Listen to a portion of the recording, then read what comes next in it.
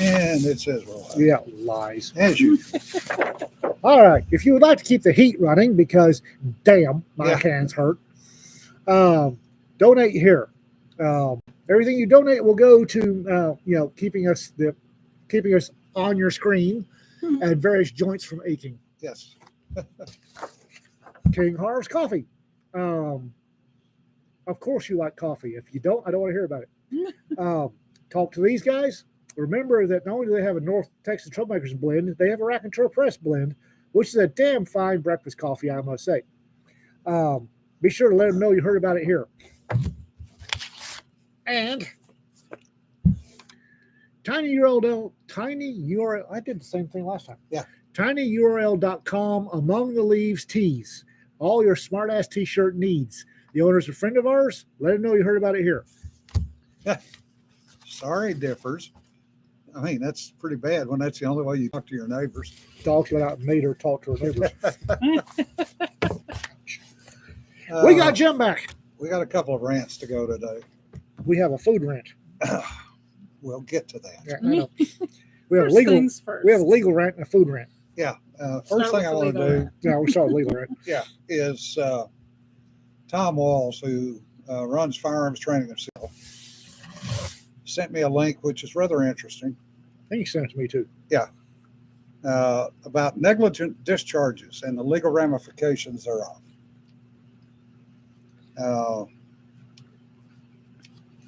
The article makes some good points, makes some bad points. It's out of Police Mag.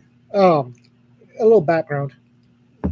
The firearms community has gotten in the habit of talking about accidental discharges and negligent discharges. An accidental discharge is when the firearm goes off and you had absolutely nothing to do with it. Putting it in a holster, you set it down and you were 5 feet away when it went off. Those are accidental discharges. When you get your booger hook on the bang switch and it shouldn't have been there, we've been calling that a negligent discharge. Well, not a good idea. Yeah. Before we get too deep into it, James, I flew all three P3s, A, B, and Cs. Did ASW with both the B and the C models, and all of the C models up to the update 3. Hey, Bill, good to see you. Anyway, they're changing the terminology because of the lawyers. Yeah. Words mean things. Yeah, they do. Huh? Words mean things. Words definitely mean things to lawyers. Negligent means that you basically did something you should not have done. Which you actually did. Which you did, but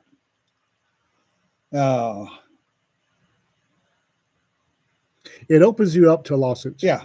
It makes defending you in a lawsuit, if you call it a negligent discharge, defending you in resulting lawsuit becomes a great deal more difficult. Yeah.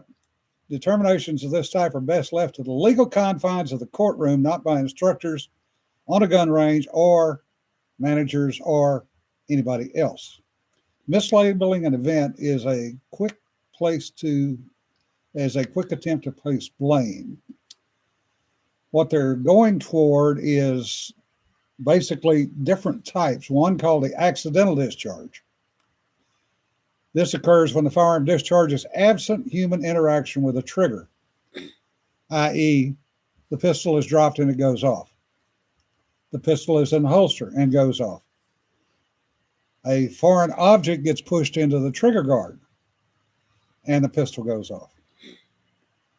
The intentional discharge is defined as anything intentionally done to fire the gun. Self-defense or target shooting. Anytime you want the gun to go off. An unintentional discharge, they say there are two types. Unintentional voluntary, which is everything that would make the gun go off, but dry fire practice, gun cleaning. In other words, you think the gun is unloaded and it goes off. Violating one of the 4 rules. Yeah. Yes. The other is a startle response. Yeah, which happens, yeah. Your finger is already on the trigger and something scares you and you pull the trigger. It's a startle response. Yep. That's why they tell you to keep your finger off the trigger. Yep. Booger off the bang switch. Yes. Out of the trigger guard. And the other one is a sympathetic response. Yeah. You squeeze, you do something to activate your left booger switch, the right one will follow along if you're not thinking about it. Yeah. And it can be something either voluntary or involuntary. A squeeze, Mm-hmm. somebody grabs your hand, a sneeze, Yeah. anything that makes you clench can be a sympathetic response. Mm-hmm. So be aware of that. Get away from using the word negligent discharge, if you would, especially in the gun world, Yeah. because it's got legal ramifications that none of us want to get into. If you use the term negligent discharge, whoever had it starts behind the curve. Yeah. Mm-hmm. In civil court, and that's a bad place to be. Yeah. Because once it gets to the lawyers, everything changes. Everything. Yeah. And it's never for the better. Not usually, no. Now, speaking of lawyers, found it rather interesting that Penny has now been acquitted in New York City, and they are looking at going after Alvin Bragg Yes, they are. for malicious practice. Yes, they are. You know, it differs. That does not count. Negligent discharge in the bedroom resulting in 18 years of child support. Not the same thing. No. What is that? What is the what I used to tell my young troops? A $20 sundress and get you 18 years of child support. Yeah. So anyway, the problem is it's New York City. Mhm. So the odds of getting a fair court to hear that case would be probably damn near impossible. But then again, they acquitted Penny, which honestly blew my mind. The way they were stacking the court against that boy, the court, the judge, and everything else. I was shocked. I was quite honestly shocked. Interesting thing was a few months ago, and I was not aware of this. Apparently, a black man did the same thing. Yep. But no. He stabulated somebody multiple times. Yeah, stabbed the guy multiple times. Yeah. He And wasn't walked. even trying to restrain him. He was definitely trying to damage him. Yeah. Legitimately. There was a reason he stabbed the hobo multiple times. They did arrest him. Yeah. But the DA dropped the charges. Yeah. Yeah, So- and I'd also heard that the grand jury basically refused to indict him. Yeah. So. Yeah. Anyway, I would say do it. Hell, I'd gladly donate to that GoFundMe for that one. Well, and as Richard Brown points out, the dead dude, not a victim, the dead dude's father is still going after Mr. Penny for civil, which I find interesting because He was an absentee father. the dead dude grew up in the foster system. Yeah. The guy was an absentee father. He was never around. Where was dear old dad during the 18 years that the dead dude was in the foster system? Probably in and out of prison. Who knows? But it's another grab for money. Oh yeah. Mm-hmm. Oh yeah. I'm not going to say what it is because we'll get thrown off of YouTube, but there's the usual suspects will come out of the woodwork. There's a jailhouse term for what that is, and I won't use it here because YouTube knows nothing of jailhouse language. Yeah. So on to the food rant. Are you saying YouTube is innocent? No, they're stupid. There's a difference. Stupid. The AI, however, will jump up and bite you in the butt. Yes. Miss Cedar here I will sit back and enjoy. Did a tagine. Now, for those of you who don't know, a tagine is actually two things.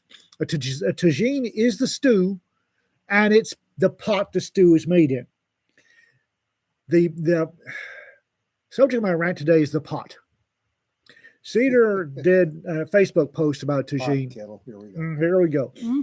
And in the comments, somebody, and they're innocent, they know not what they do, wanted an honest to God Moroccan clay tagine. Why? No, you don't. Why? You do not want an honest to God Moroccan clay tagine. You don't. I hope you like beetle grit in your tagine or lead paint. because they decorate them. And what they decorate those porous clay pots with are frequently stuff the FDA would go have minor meltdown, justifiably so, over. Secondly,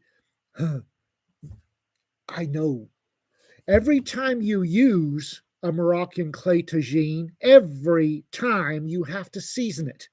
It takes 24 hours to season that little bastard before you put it on the stove. Unless you want to give up, or unless the sunshine of your life is okay with you giving up the tub for 24 hours. Yeah. One, you have to soak the damn thing. And then you have to oil it. And then you have to bring it slowly up to temperature. Because if you bring it up with an American stove speed, you have a grenade with some chicken in it.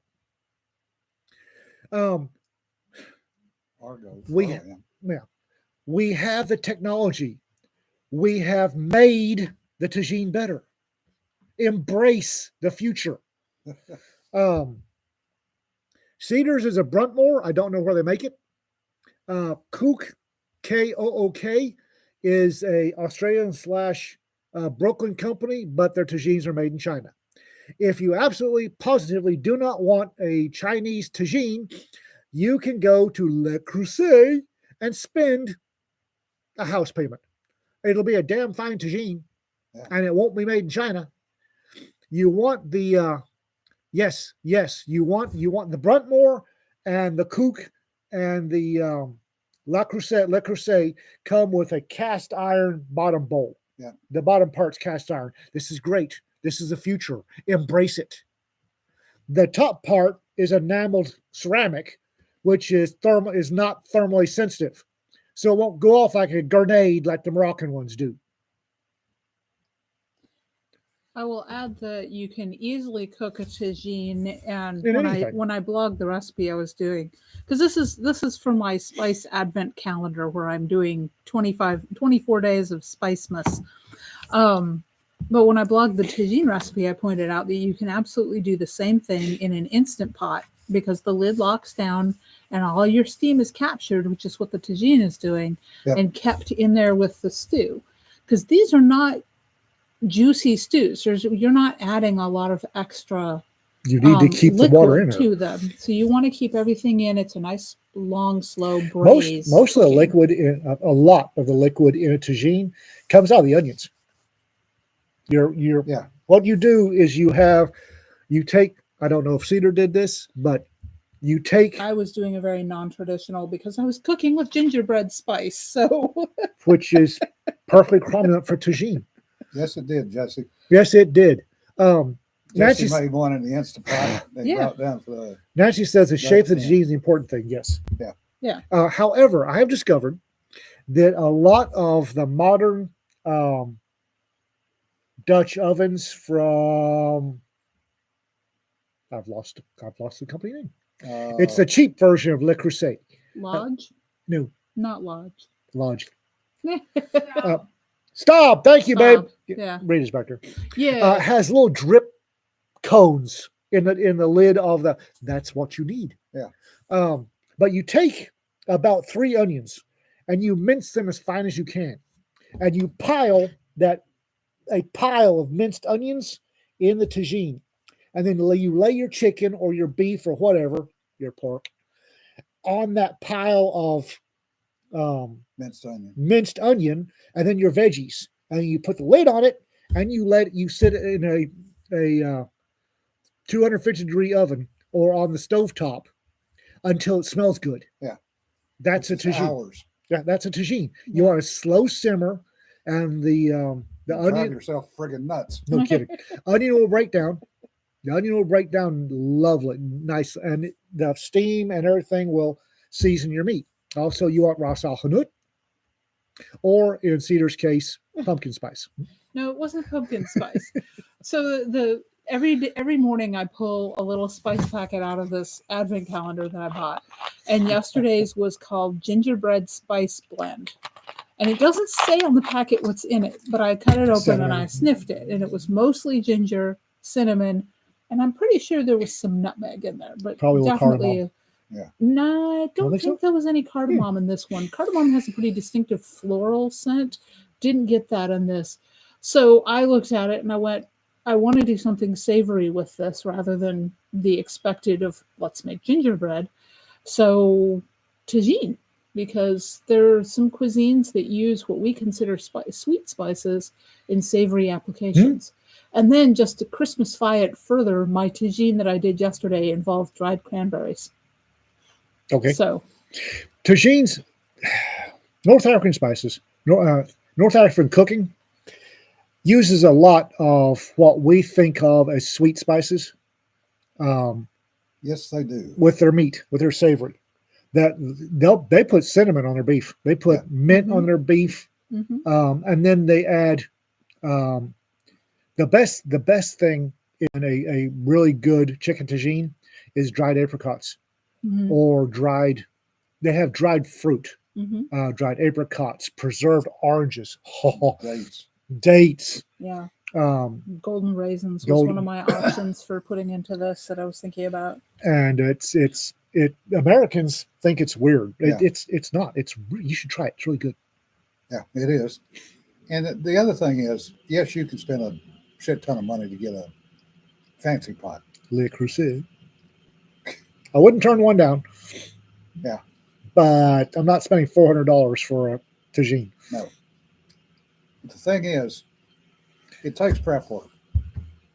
The tagine is not about something that's going to, you throw it on the stove and it's done in an hour. No. Unless you're using an instant pot, and in that case, you're using special tools to accelerate the process. But it's superfood. It's very, very good. Jesse says, cheat to win. Yes. However, I will also say it is almost even better the next day if you have leftovers. Yeah. Because the flavors really meld and deepen. So I will try to make enough usually so that I have leftovers, because that's what I had for lunch today was yesterday's tagine.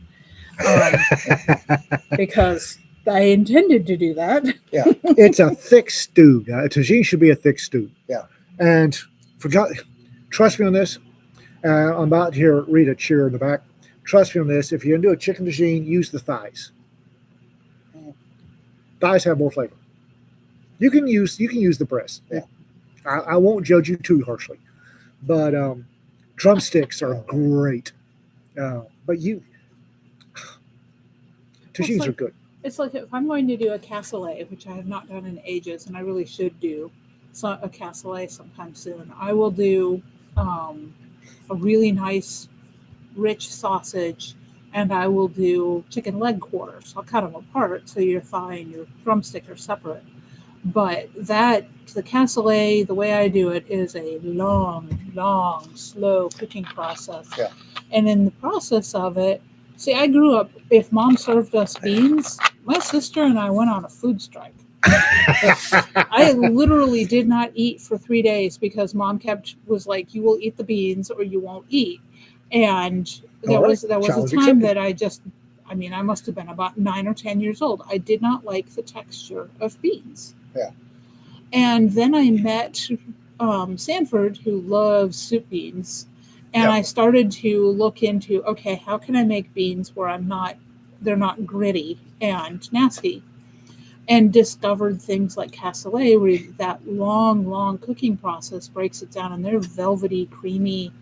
And the way I do his soup beans now, I do that in the Instant Pot, because then you get the beans are fully cooked and they are just rich and unctuous and velvety, which is a texture I can live with. Yeah. Well, I'll have to say, Rick, I like lima beans. Done right, I love lima beans. Ham and lima beans done right is not bad at all. Ham, lima beans, and pepper sauce and cornbread. Actually, a damn fine. My grandfather used to add jalapenos to that, and that was his supper more than once. Oh yeah. Now I did the ham, lima beans, and pepper sauce and cornbread. I did not do the jalapenos. This season's jalapenos, oh my God. Mine are a little spikier than I expected. Yeah. I went by our favorite pho place the other day to have a bowl of pho. And they bring out it's Texas fusion fuzz. Sorry, Winkle Red. So they bring out jalapenos instead of pepper. And I, as usual, I just floated one in the bottom. Okay. I'm not going to do that again. And this is me talking.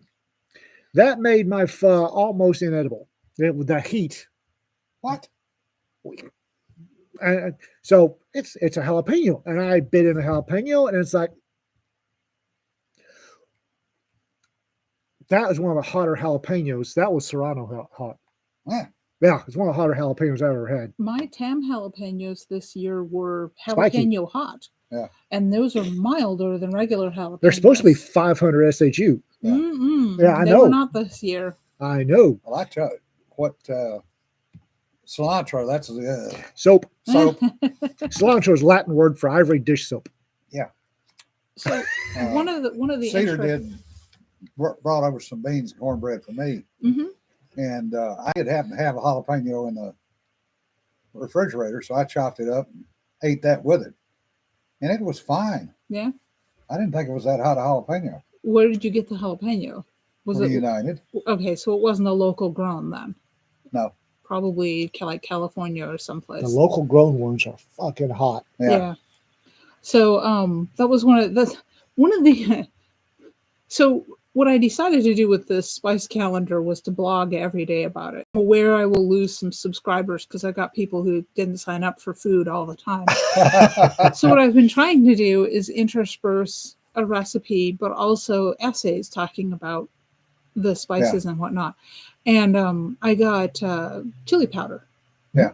Now, chili powder, it depends on where the chilies were grown, what the season was like in that growing thing, the brand of chili powder that you have bought, and I actually talked about the fact that you can easily get the dried chilies and blend your own.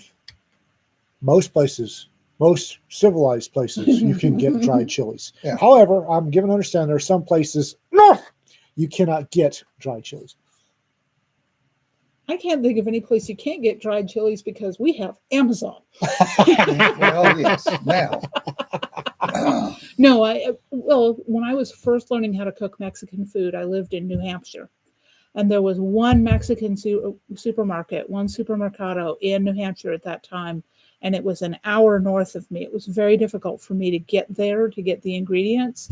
And man, would I stock up when I got down there. And now we have a little Mexican market here in Wichita Falls. The big supermercado shut down, much to my sorrow.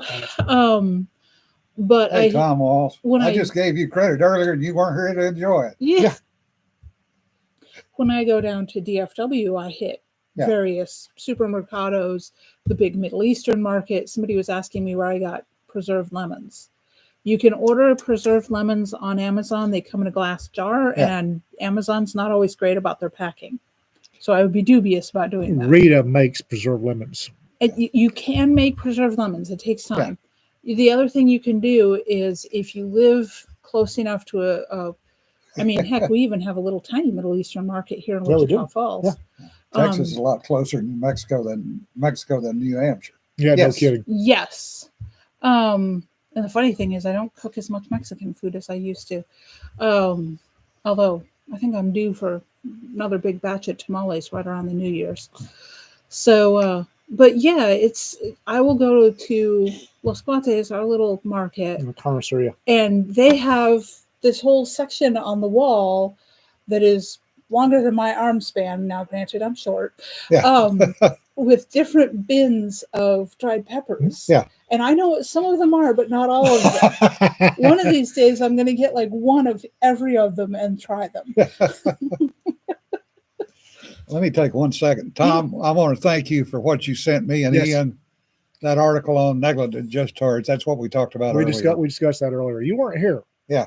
Because words mean things. Words mean things. And you have to be very careful, especially when you get into legal definitions of things, because you can get yourself in trouble if you're using. You don't want to start behind the power curve when you're heading into civil court. Yeah. We were sitting here talking about food before we started. Decided we're going to do a Chinese Christmas this year. Yes. With tamales. Well, I've got to slip my my local dealer a couple of 20s and get a bunch of 20s. Yes. But we're I going have a to dealer. Well, if I do, tamales and Chinese. well, if I do tamales, it'll probably be more for New Year's. So, Yeah. yeah. That'll work too. Okay. So The terrible thing about when I get tamales from my dealer is, You eat the damn things I- before you can get them home. or Asshole. I'll get to Jim's house, sit them on the counter, turn around, and half of them are gone. What? Would I do that? Shut up. So the thing with tamales is they're like a 2 or 3 day cook. Yeah. And both Christmas and New Year's are on Wednesdays, and I Yeah. work, so it's gonna have to be a weekend thing. Nope. Oh, break my heart. I have a tamale dealer. We've got the tamale Yeah. thing covered. Yeah, but once a year I like to make them. Drug deal tamales. Yes. Oh yes. I'm quite happy that this little live stream seems to have popularized drug deal tamales. Yeah. Hey, I got to enjoy a drug deal empanadas when I was living in the apartment in the DFW area. This little girl, I mean, we're talking a little girl. She was maybe 6 or 7 years old. I opened the door and I looked down. And again, Yeah. I'm short. And she's like, "Do you want empanadas?" And I'm like, "What?" And she's like, she runs over to the stairwell because it was an open stairwell in between. And she points down, and this lady looks up, and she has not a wagon. She's got a baby stroller with this big like cooler perched on it, Yeah. covered in foil. And she pulls back the foil and shows me that she has these absolutely massive empanadas. And I was like, yes. So I run back in the apartment, grab some cash, and go and buy empanadas from this lady in her baby buggy. Yep. Oh, spring and egg rolls. Oh, yes, those two. I remember in line in the sheriff's office cruiser, in line in a Home Depot parking lot behind a 19-something punkmobile, and get a steaming hot, I mean, foil wrapped thing of tamales, and killing 3 of them before I got out of the parking lot. Uh-huh. Yeah. I discovered something in November. I was doing the old cookbooks thing. Yeah. And I was basically doing a collage of the cover and the copyright date and maybe a few interesting illustrations and recipes. And I was trying to stay pre-World War II because cooking after World War II changed radically. Oh, yeah. Because we had technology in kitchens that we didn't have prior to that. But the one consistent thing I kept coming across in recipes, in cookbooks that were anywhere from like probably 1910 to late 1930s was a tamale pie. Like every single one of them had to have a tamale pie. And if you're talking about a community cookbook, more than one recipe for tamale pie. And it doesn't bear a lot of resemblance to what we would call a tamale. So I thought it was interesting that this is this like thread of... It was a fad. Mm-hmm. Like the vegetable jello. Well, that was persistent. My Victorian cookbooks on through until it fell out of favor in the 1970s. Yeah. There are aspics and gelatin stuff all through all of those. I will never feed them to you guys. Negro Road Warrior says, on a construction site in suburban PA, the laborers union had drug deal cheesesteaks like that. Sounds like it would be tasty. There was a old black gentleman that used to work at NADC in the kitchen a couple of days a week. And he had worked for Geno's. Oh. So he knew how to make the original cheesesteaks. And it got to the point that every, I want to say Wednesday or Thursday that he worked, he would do cheesesteaks. And the damn line would be out the friggin' door. When I first got to Amarillo, I worked at Love's number 200. Yeah. That would be the Whitaker exit on I-40 of Whitaker Road. Love's. It was one of the original ones. And they actually had a grill I mean, they Yeah. had a full on grill and deli meat, and I had the midnight shift because I love midnights, and I got tired of making the same thing. So the lady I was staying with at the time, my landlady, had a cat, and I snaffled about 4 of her empty 9 Lives cat food cans, cut the bottoms out, ran through the dishwasher, and that about 4 o'clock, I greased the inside of the rings, threw them on the grill, put a ladle of egg in there, and started cooking. And then I'd throw stuff in there depending on what somebody ordered. Stick on a bun. Here's your breakfast bun. I'm experimenting. Go away. I did that first night. Second night, I get the grill cleaned, start oiling up my rings, turn around, there's a line going out the door. Screw the pooch, didn't you? And then the regional manager came in and said, "Why the hell are we selling?" Because they tracked everything. Why are we selling so much eggs? And the manager going, "Ian."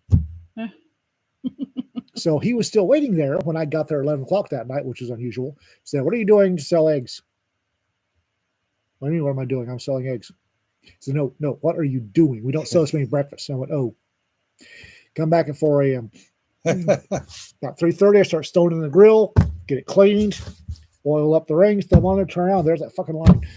And the regional manager off the side looking, and I start the egg cooking. What do you want? It's sausage and a tomato, cheese, turn it over on a bun, go home. And he went, oh, stop doing that. I said, okay, but you need to talk to truck drivers because they're going to beat your ass. Raptor, this was 20 plus years ago when he had, well, probably closer to 30 since he'd cooked at Geno's. So this was back before the tourist trap crap started. Mm. And I still like a good cheesesteak. And I love a good cheesesteak. It's harder than hell to find one, yes. There's the little local, hey, Wally, the little local restaurant has a cheesesteak that I've been tweaking. Yeah. Because it's Texas and we have to do it. Yeah. Their cheesesteak has onions, mushrooms, and jalapenos on it. Yeah. So Jim and I have been tweaking the recipe for him. Yeah. And I think we finally got it to stick. So it's, we're going to order cheesesteak, take, no jalapenos, sub pickles. Yeah. And that's actually a decent cheesesteak. It's not, there's giggling in the back. I don't know what she's up to. Yeah. No telling. No telling. It's not authentic, but it's edible. Yeah.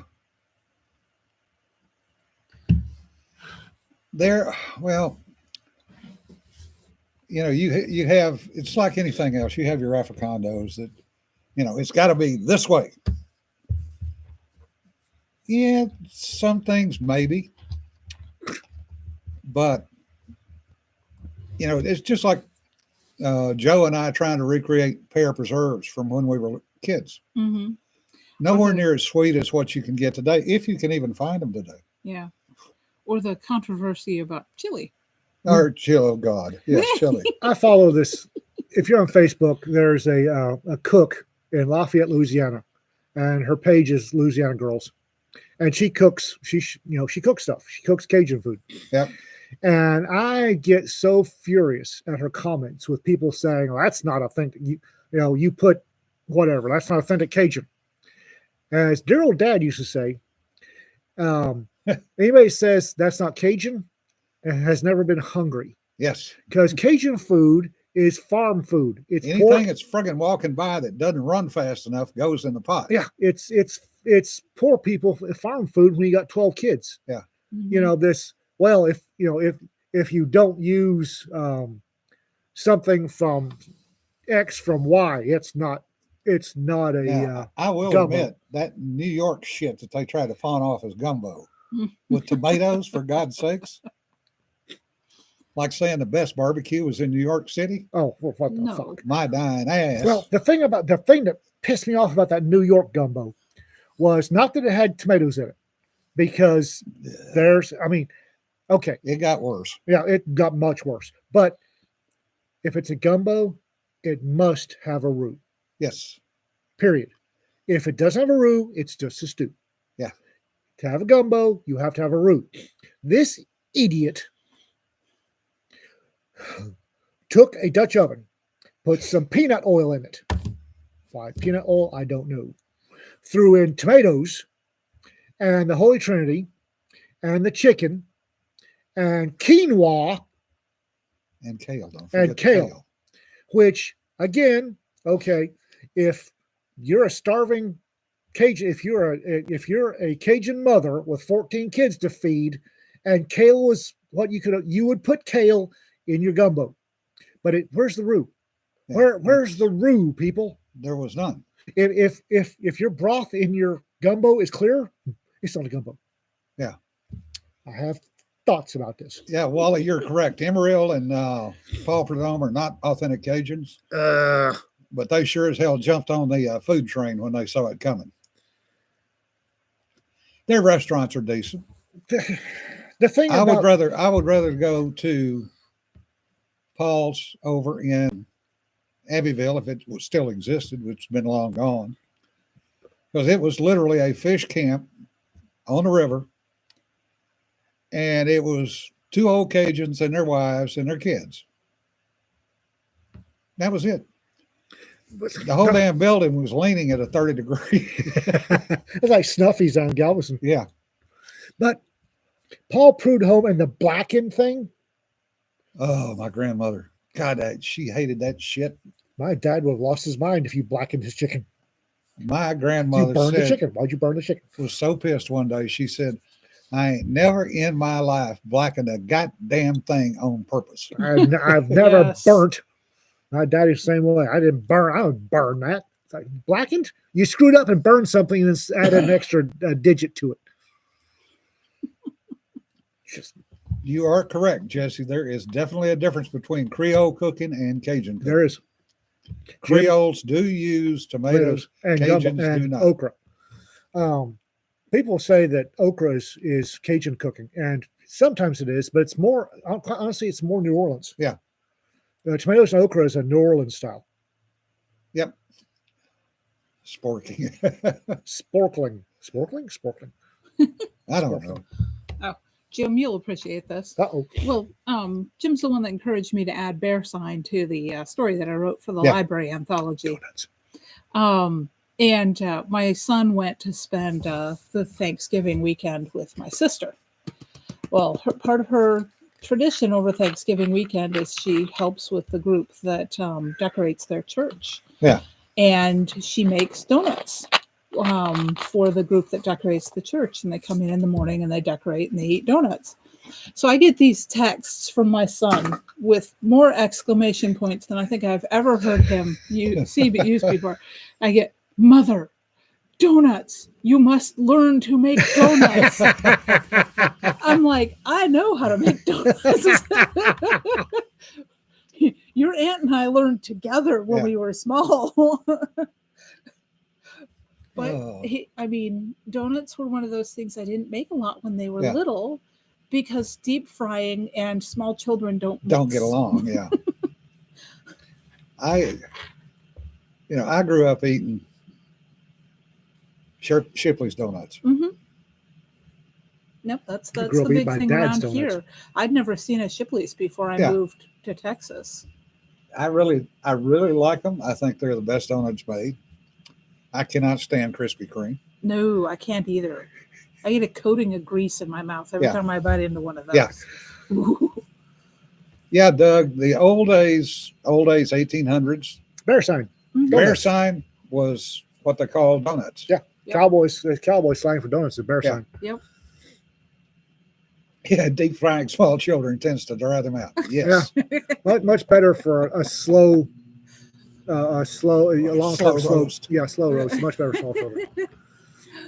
If that doesn't get us kicked off. Well, growing up, and I have my mother's recipe for this, we would make this huge batch of bread dough. It was meant to make about 6 loaves of bread. Usually made 5 loaves and a batch of what we called dough babies, which were just little pieces of dough that would get deep fried, and then we'd shake them up in a paper sack with some cinnamon and sugar. Yep. And they were good. What my dad used to do, he'd roll out the dough, and then he had a donut thing there. Donut cutter, Yeah, thank you. and you get the ring, and then Mom always glommed onto the donut holes. Yeah. But what was great was when he went through, he had these little triangles, Mm-hmm. and he just throw those in. Yeah. And Those got nice and crispy at Yeah. the corners. yes, Yeah. and like Cedar said, after he some sugar and some cinnamon, sugar, and that's what we got. And Oh. oh. Yeah, Joel, Hungarian Fank. Used to dough with rum and lemon zest, pinch not quite all the way through, and put jam in them after frying. Mm-hmm. Way too complicated. Just, Oh, but they're so damn good. Yeah. Oh, they're so good. So when I was originally doing the Eat This, Will You Read That series, I asked Peter for a recipe. I cannot pronounce it without it sounding like a bad word. But it is essentially a deep fried twist of dough, and it's more close to it's a denser dough than we usually consider donuts here in the U.S. And then it's covered with this right afterward. Well, it's still hot. You run this glaze over it, Yeah. which hardens, and those are wow. Sanford still occasionally asks me to make those again. And you do those So- too with cinnamon sugar on them, and oh my God. Yeah. Yeah. I think there's a little cinnamon or cardamom in the dough, if I recall Yeah. correctly. It's been a while Yeah. since I made them. Dad now. would have he'd have a So- brown paper sack, Yep. and the donut holes and the donuts he'd lay out and just he had sugar. Mm-hmm. But the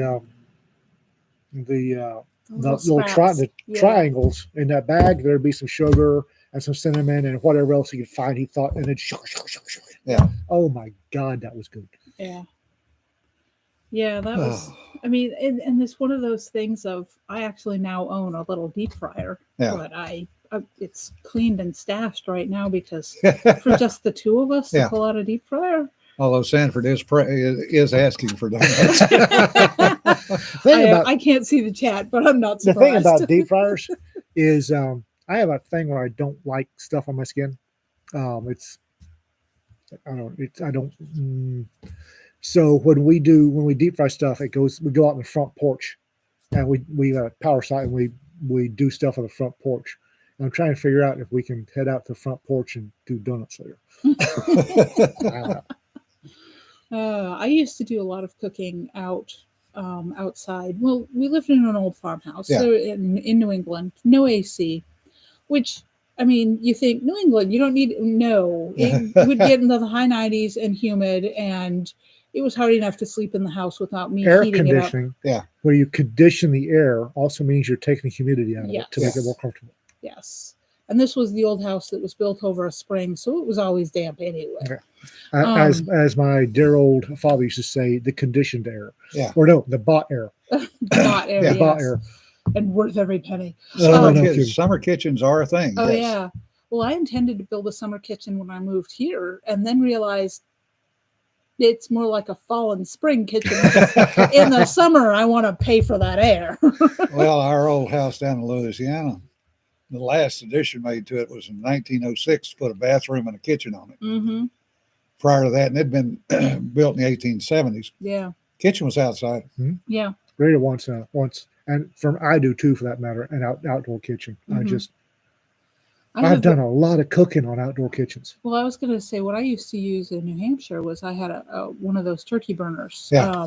And they're meant, you see them nowadays. They're sold for doing turkey frying.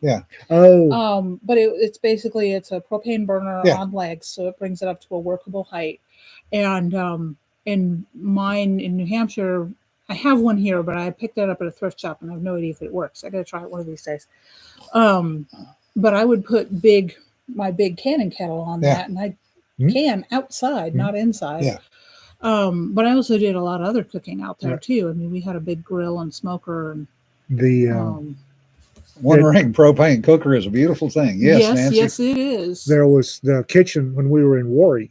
We didn't have air conditioning in the house, and the kitchen, just holy gods. So we did a lot of cooking outdoors, Mm-hmm, and I like cooking outdoors. mm-hmm. Yeah, Jesse, that's a lot of us have thought about outdoor wood-fired pizza, Yep. propane tank smoker, and all those Yep. sorts of things. So I have a vertical smoker. I have the big grill that Johan built for me that I can use charcoal or wood in. I have a gas range sitting out there because I can't have it hooked up in the house. And if I can figure out someone that I trust to do the conversion, it can be converted to propane and run on propane. Yeah.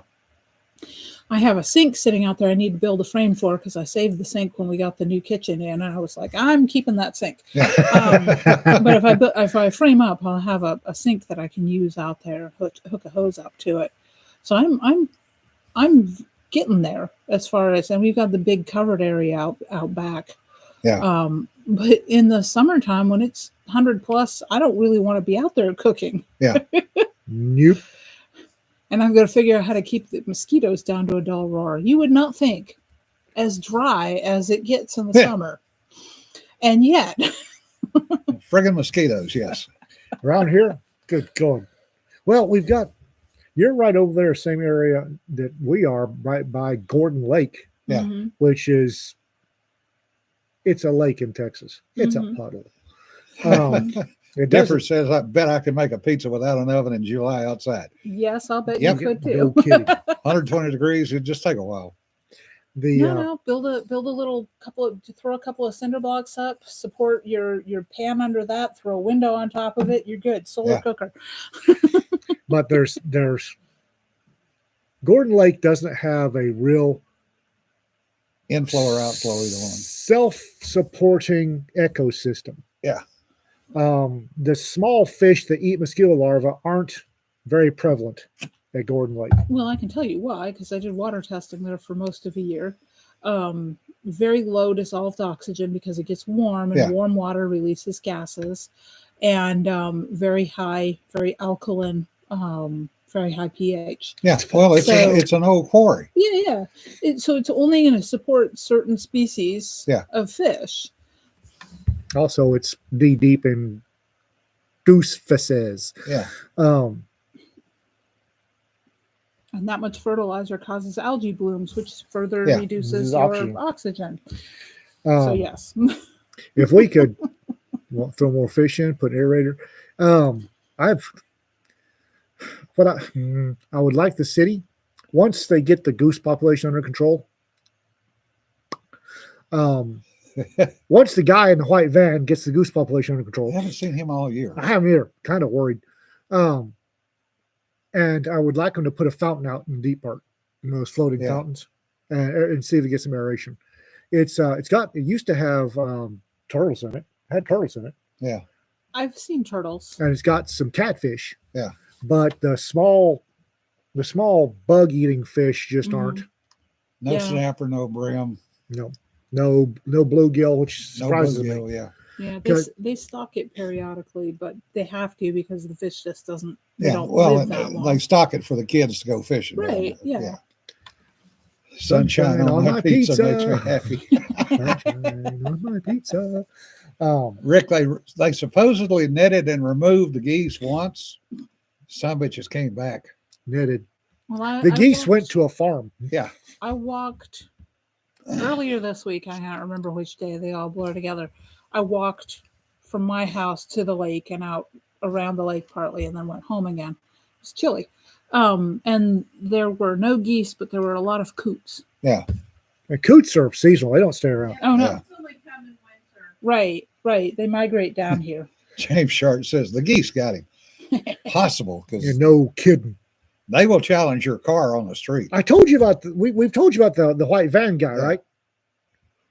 Funny as hell. Jim and I were going somewhere, and we went to McDonald's. It was early in the morning. We went to McDonald's, and then we pulled to Gordon Lake to eat it, and we pulled in right next to an Iowa Park police cruiser with a fairly high up member of the Iowa Park Police Department is filling out forms, doing his paperwork.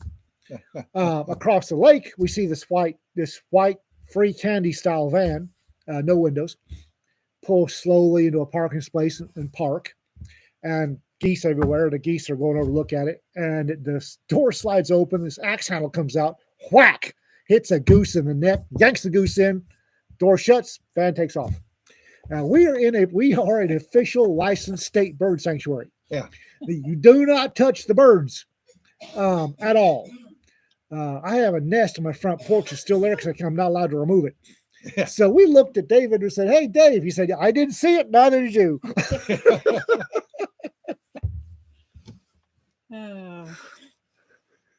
No, you cannot trap the Canadian mafia. Uh, Now that van, that summer, he must have had a family to feed because he dropped the goose population by about half. Yeah. It's probably good for it. That's the Yeah. problem with Yeah. the whole anti-hunting thing is that hunters and especially the bird hunters, I mean, were some of the original conservationists Yeah. that were concerned with when the friggin' overhunting. doves, there's so many of them on the damn power lines that they're sagging Mhm. because they know that if they go a block that way, they're going to get their ass blown off. Well, but that's the thing too, is if you allow population to expand without any kind of Yeah. predation pressure on it, you get disease, and then you get catastrophic population failure. Oh, yeah. It will fall. Well, You can't tell these little old ladies that. No. I I know. know. yeah, and Jesse was talking about the North American hoofed rat. Yeah. Yes. The white-tailed exactly what I deer was thinking about. population in Texas was and the then gracklings, yeah. oh, the fucking gracklings. Woo! Hey, Wayne. But the white-tailed deer population was when I first started hunting. And a good-sized white-tailed buck was about the size of a German Shepherd back in the day. Yeah. Well, Texas Parks and Wildlife and the hunters got together at Texas Parks and Wildlife, Cabela's, and they started the whitetail improvement program. And now we've got 200-pound whitetails coming out our ears. Yep. I wish I could use a 200-pound Of course, whitetail in my they did freezer. screw up there for a couple of years with the spikes. Remember that? Oh, Crap. God. Oh, God. Yeah, they had an oopsie there. But the deer population in Texas has exploded. Yeah. As one of the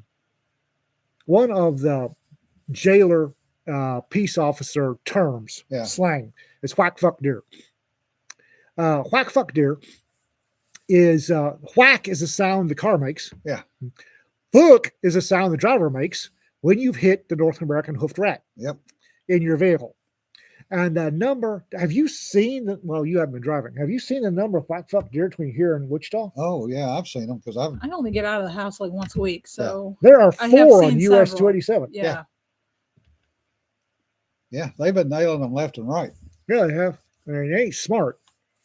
Chronic wasting. Texas has got chronic wasting too, but Not in this area. not in this area. fortunately, Yeah. And Yes, yeah. Texas Parks Wildlife's keeping a real close monitoring of it. There are free CWD stations all over the place. If you want, you can bring in your deer and they'll check it for CWD. Oh, damn, Free. Differ. They released Minnesota wolves here just before hunting season. Damn. Why? This Why? is the eco Nazis Whatever. repopulating the wolves like Colorado. Colorado, according to a friend of mine up there, the Colorado ranchers and farmers have adopted the Triple S method. Shoot, shovel, and shut up. Yep. We're getting rocket goats in the panhandle again, which is nice to see, except they won't let us hunt them. Rocket goat's good eating. I got a rocket goat one time, and the only thing I had left of was a shoulder.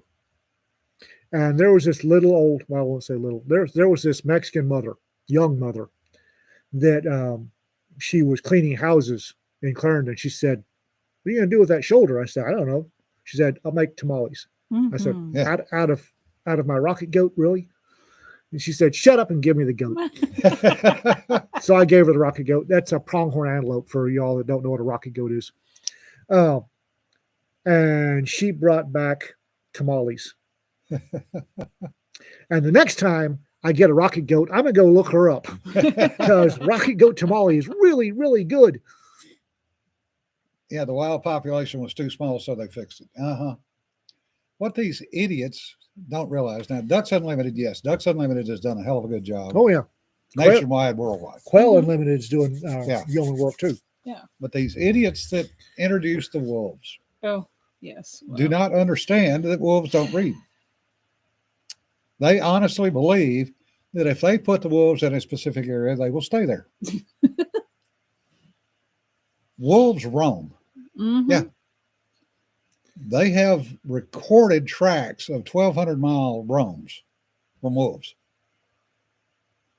They are right now in Wyoming starting to see Colorado wolves up in Wyoming. I'll bet that's making the ranchers up there happy. Triple S. They just make sure that the collar goes dark sooner rather than later. Yeah, the whitetail population in most states is out of control. Yeah. And the thing is one of the reasons, one of the big breeding grounds for the North American hoofed rat is Austin, Texas. Yeah.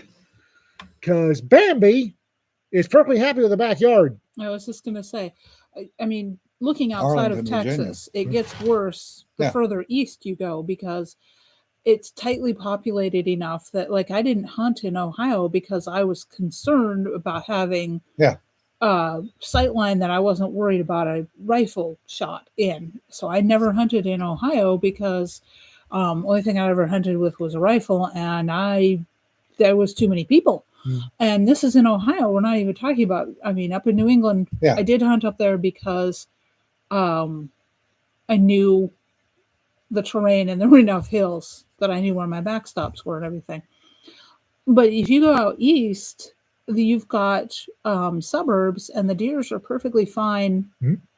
Oh, they with live in the that. suburbs. Well, Oh, yeah. they live in the suburbs, and you see photos and videos all the time of mama deer and like triplets Yeah. because they have all the feed, Yeah. no population pressure. There's no People predation. are feeding them. People are, Yeah. and also, and those California mamas are, don't hunt my deer.